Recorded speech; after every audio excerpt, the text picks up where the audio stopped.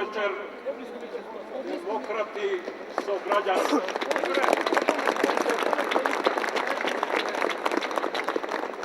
За оние што не ме познаваат, накратко да се представам, јас сум Методи Симоновски, редовен универзитетски професор, повеќе години во пензија. Меѓутоа, тоа и не е најважно. Најважно е што на 72 годишна возраст сум член на движењето Отпор.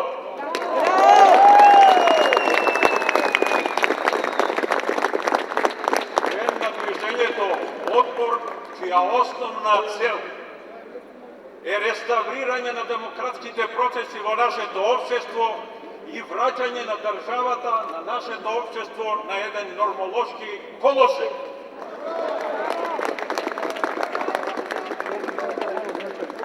Дури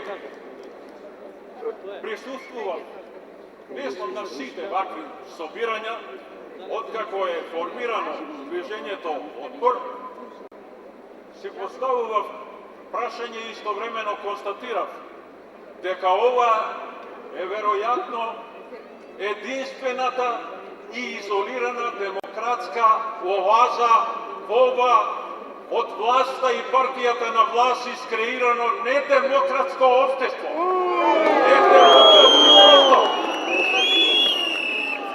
Меѓутоа истовремено и таа демократска оаза се сериозно релативизирана, протекционистички, така наречено, окружена со органите на редот и мирот.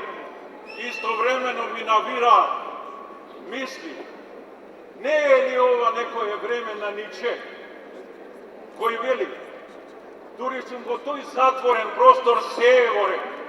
Меѓутоа, само малку да го напуштам, веќе наидувам на хаос, а хаосот кај нас е искреиран од токму оваа недемократска власт.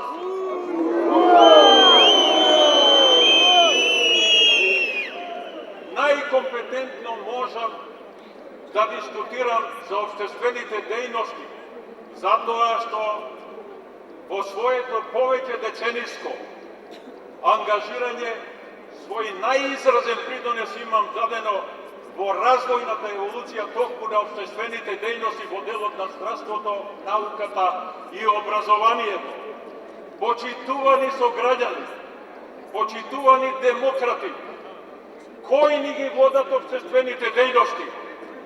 Деца!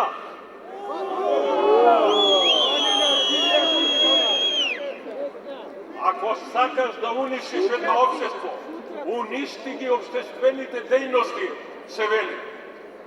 Ние и се уште сега не ги чувствуваме секвелите од нивното креативно работење во општествените дејности.